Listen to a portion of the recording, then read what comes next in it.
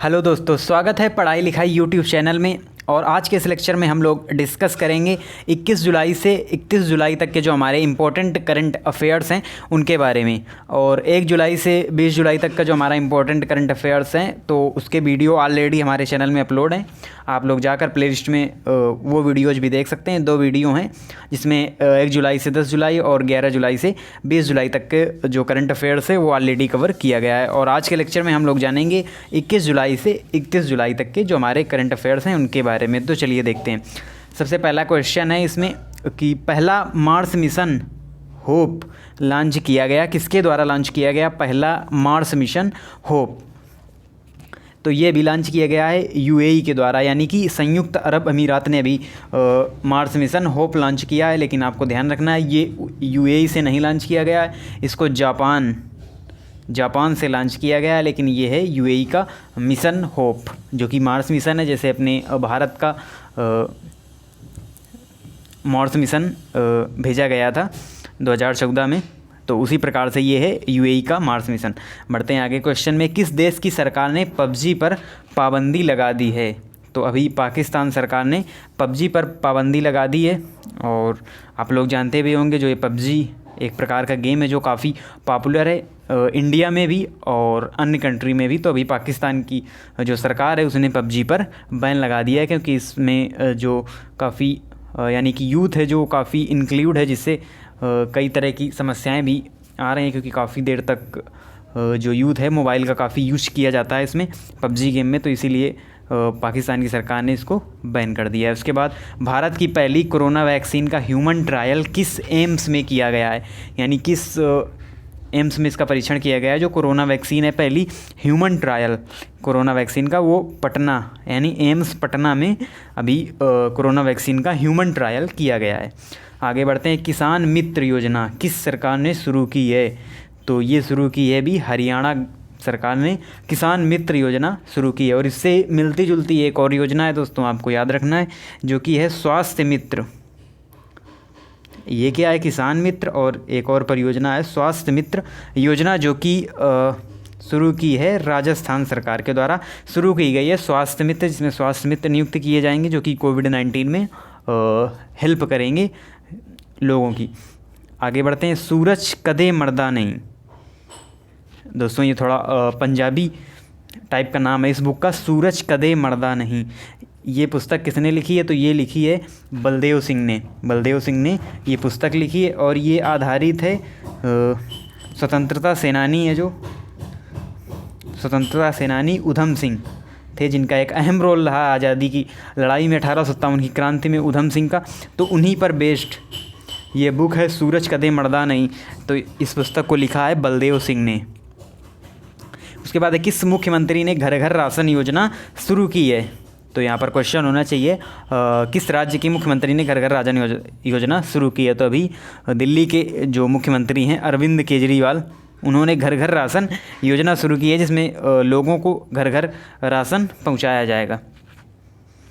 और अगला क्वेश्चन है डीआरडीओ ने भारतीय सेना में सटीक निगरानी के लिए कौन सा ड्रोन विकसित किया है? तो अभी डीआरडीओ ने एक ड्रोन विकसित किया है जिसका नाम है भारत, यानी कि भारत देश के नाम पर उसका नाम भारत रखा गया है। जो कि जो हमारे एलएसी और एलओसी जैसे जो हमारे काफ़ी इम्पॉर्टेंट पॉइंट्स हैं, जो हमारा बॉर्डर है वहाँ पर एक निगरानी के लिए, सटीक निगरानी के लिए, क्योंकि अभी काफ़ी जो विवाद है वो देखने को मिला, भारत और चीन के बीच काफ़ी टेंशन्स देखने को मिली। तो इसकी निगरानी के लिए, हमारी सीमा में सटीक निगरानी के लिए एक ड्रोन विकसित किया गया है डीआरडीओ के द्वारा, जिसका नाम है भारत। तो नाम काफ़ी इम्पोर्टेंट है, आपको याद रखना है।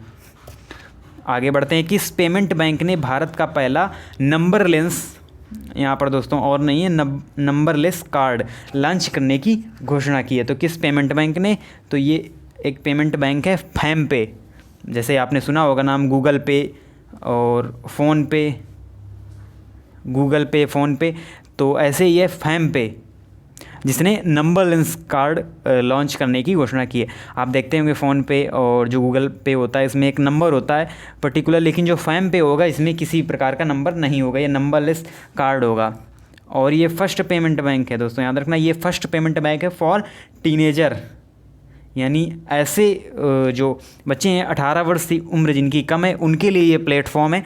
जैसे पेटीएम वगैरह या अन्य जो प्लेटफॉर्म देखते हैं वो सभी के लिए होते हैं, लेकिन जो फैम पे है ये पर्टिकुलर जो टीनेजर हैं यानी कि 18 ईयर से जो कम के जो छात्र हैं यानी जो बच्चे हैं उनके लिए ये फैम पे प्लेटफॉर्म है, जिसमें उनके जो पेरेंट्स होंगे उनके द्वारा इसमें जो रुपए हैं वो डाले जाएंगे और इस कार्ड का यूज करके वो कहीं से भी कैश निकाल सकते हैं। तो आगे पारेषण लाइन और पारेषण टावरों की निरीक्षण के लिए ड्रोन का इस्तेमाल किस राज्य ने किया है? तो ये पारेषण क्या होता है? इसका दोस्तों मतलब होता है बिजली। पारेषण का मतलब बिजली, यानी कि बिजली लाइन और बिजली टावरों के निरीक्षण के लिए ड्रोन का इस्तेमाल किस राज्य ने किया है? तो अभी महाराष्ट्र सरकार के द्वारा इनके निरीक्षण के लिए ड्रोन का इस्तेमाल किया गया है। आगे बढ़ते हैं, किस राज्य में दुर्लभ पीला कछुआ पाया गया है? तो अभी उड़ीसा में एक दुर्लभ पीला कछुआ पाया गया है और उड़ीसा में ही है गहिरामाथा अभ्यारण्य जो कि फेमस है कछुओं के लिए, तो वहीं पर उड़ीसा में ही पाया गया है दुर्लभ पीला कछुआ। आगे, किस एंटी टैंक गाइडेड मिसाइल का परीक्षण अभी किया गया है? तो इसका नाम है ध्रुवस्त्र। ध्रुवस्त्र नाम है जिसको निर्मित किया है DRDO ने। तो इसका भी परीक्षण किया गया है चांदीपुर के परीक्षण रेंज से।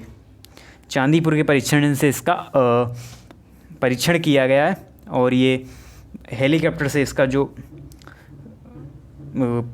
किया जाता है यानी कि इसको प्रक्षेपित किया जाता है। ये एंटी टैंक गाइडेड मिसाइल है जिसका नाम आपको याद रखना है ध्रुवस्त्र। निर्मित किसने किया है? DRDO ने।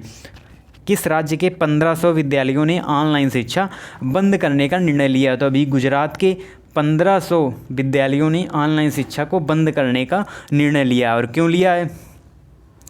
क्योंकि जो गुजरात सरकार है उसने फ़ीस लेने से मना कर दिया था, इन स्कूलों को आदेश दिया था, क्योंकि काफ़ी जो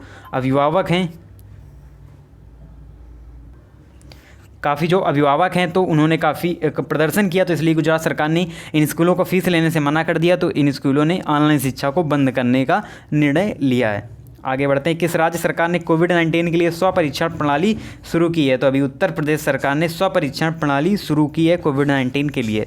अगला क्वेश्चन है, हाल ही में किस बैंक ने इंस्टाक्लिक सेविंग अकाउंट लॉन्च किया है? तो अभी BOB यानी कि बैंक ऑफ बड़ौदा ने इंस्टाक्लिक सेविंग अकाउंट लॉन्च किया है और बैंक ऑफ बड़ौदा का मुख्यालय है गुजरात के वडोदरा में। आगे बढ़ते हैं, किस देश ने 3D प्रिंटेड एयरक्राफ्ट इंजन का सफल परीक्षण किया है? तो अभी रूस यानी कि सोवियत संघ रूस ने 3D प्रिंटेड एयरक्राफ्ट का सफल परीक्षण किया है। और 3D प्रिंटेड एयरक्राफ्ट का मतलब क्या होता है? तो दोस्तों जो 3D प्रिंटेड एयरक्राफ्ट होते हैं यानी कि एक बार में ही अगर पूरा प्रोडक्ट असेंबल किया जाए तो उसे कहते हैं 3D प्रिंटिंग।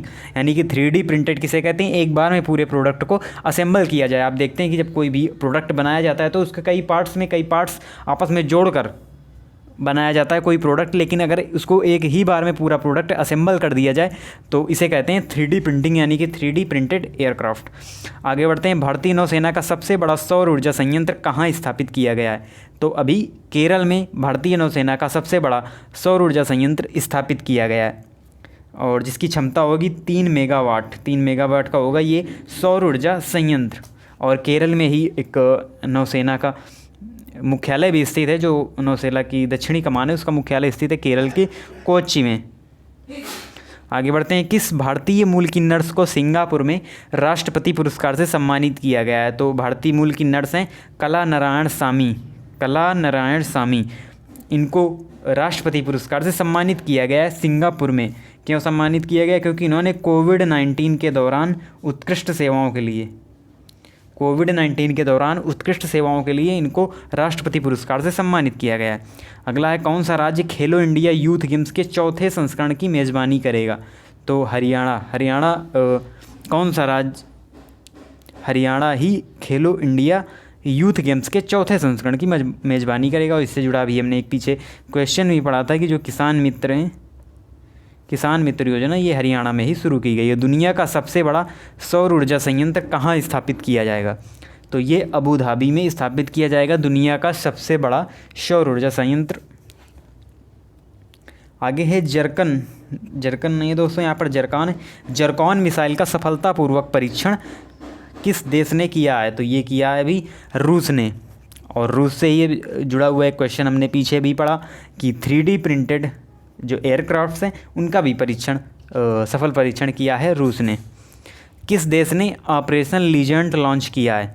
तो अभी अमेरिका ने ऑपरेशन लीजेंट लॉन्च किया है, जो कि सीरियस क्राइम से रिलेटेड है। ऑपरेशन लीजेंट, जो सीरियस क्राइम होते हैं उनसे ही रिलेटेड है ऑपरेशन लीजेंट।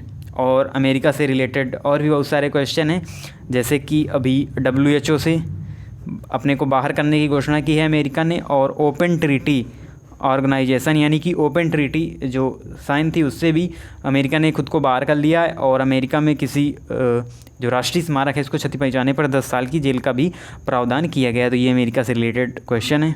आगे बढ़ते हैं। किसने मेडिकल बेड आइसोलेशन सिस्टम आश्रय विकसित किया है? तो अभी पुणे विश्वविद्यालय के द्वारा विकसित किया गया है मेडिकल बेड आइसोलेशन सिस्टम आश्रय। तो चलिए आगे बढ़ते हैं। किस मंत्रालय का नाम बदला गया है? तो अभी जो MHRD जो मंत्रालय था उसका नाम बदलकर अभी कर दिया गया है शिक्षा मंत्रालय, क्योंकि आप लोग पता होगा अभी जो नई शिक्षा नीति आई है तो उसके बाद से जो नई शिक्षा नीति जब आई तो शिक्षा मंत्रालय जो MHRD मंत्रालय था उसका नाम बदलकर शिक्षा मंत्रालय कर दिया गया। और जो हमारे MHRD मिनिस्टर हुआ करते थे उनको भी अब शिक्षा मंत्री कहा जाएगा, जो कि वर्तमान में हैं रमेश पोखरियाल निशंक, वर्तमान में हमारे शिक्षा मंत्री हैं। आगे बढ़ते हैं। भारतीय मूल की किस लेखिका के उपन्यास बर्न्ट शुगर को बुकर अवार्ड हेतु शामिल किया गया? तो अभी अवनी दोषी भारतीय मूल की लेखिका हैं जिनको बर्न्ट शुगर के लिए बुकर पुरस्कार हेतु शामिल किया गया। आगे बढ़ते हैं। एक मास्क अनेक ज़िंदगी नामक अभियान किस राज्य सरकार ने शुरू किया? तो अभी मध्य प्रदेश सरकार के द्वारा शुरू किया गया है एक मास्क अनेक ज़िंदगी नामक अभियान। और MP सरकार के बहुत सारे अभियान हैं, जैसे कि चरण पादुका, संबल योजना और रोको टोको अभियान और जीवन शक्ति, जीवन अमृत योजना, बहुत सारे योजनाएं हैं जो मध्य प्रदेश सरकार की हैं। किस देश की भूमिगत बैलिस्टिक मिसाइलों का प्रक्षेपण किया है? किस देश ने भूमिगत बैलिस्टिक मिसाइलों का प्रक्षेपण किया? तो अभी ईरान के द्वारा किया गया है भूमिगत बैलिस्टिक मिसाइलों का परीक्षण। आगे बढ़ते हैं। पृथ्वी विज्ञान मंत्रालय द्वारा किस व्यक्ति को लाइफ टाइम उत्कृष्टता पुरस्कार 2020 से सम्मानित किया गया है? तो अशोक साहनी को पृथ्वी विज्ञान मंत्रालय द्वारा लाइफ टाइम उत्कृष्टता पुरस्कार 2020 से सम्मानित किया गया है। आगे बढ़ते हैं। 2020 राष्ट्रीय खेल पुरस्कार विजेता चयन समिति में किसे शामिल किया गया है? तो वीरेंद्र सहवाग को शामिल किया गया है 2020 राष्ट्रीय खेल पुरस्कार विजेता चयन समिति में। अब कुछ बुक्स हैं जिनके बारे में हम जानेंगे। करंट की बुक्स हैं हमारी। द पैंडेमिक सेंचुरी नामक पुस्तक किसने लिखी है? तो मार्क होनिक्सबाम ने लिखी है द पैंडेमिक सेंचुरी। ये कोविड-19 पर बेस्ड बुक है जो कि लिखी है मार्क होनिक्सबाम ने। आगे है the Indian way strategies from an uncertain words. ये पुस्तक लिखी है हमारे विदेश मंत्री हैं S जयशंकर उनके द्वारा, जो कि फॉरेन मिनिस्टर हैं वर्तमान में। तो इनके द्वारा लिखी गई the Indian way strategies from an uncertain world. अगर quest from restoring financial stability in India नामक पुस्तक किसने लिखी है? तो ये लिखी है अभी विरल आचार्य पर। ये इकोनॉमिक्स से रिलेटेड बुक है जो कि विरल आचार्य के द्वारा लिखी गई है, जो कि रहे हैं यानी कि पूर्व डिप्टी गवर्नर, RBI के पूर्व डिप्टी गवर्नर हैं, इन्हीं के द्वारा लिखी गई है ये पुस्तक quest from restoring financial stability in India. तो दोस्तों इस प्रकार से 30+ क्वेश्चन थे हमारे जो 21 जुलाई से 31 जुलाई तक के मोस्ट इंपॉर्टेंट करंट अफेयर्स के, तो उनको हमने डिस्कस किया। आप इसी तरह से हमारे चैनल से जुड़े रहिए और आगे हम यानी कि अगस्त मंथ के भी जो करंट अफेयर्स हैं इंपॉर्टेंट उनके बारे में भी अगले वीडियो में डिस्कस करेंगे।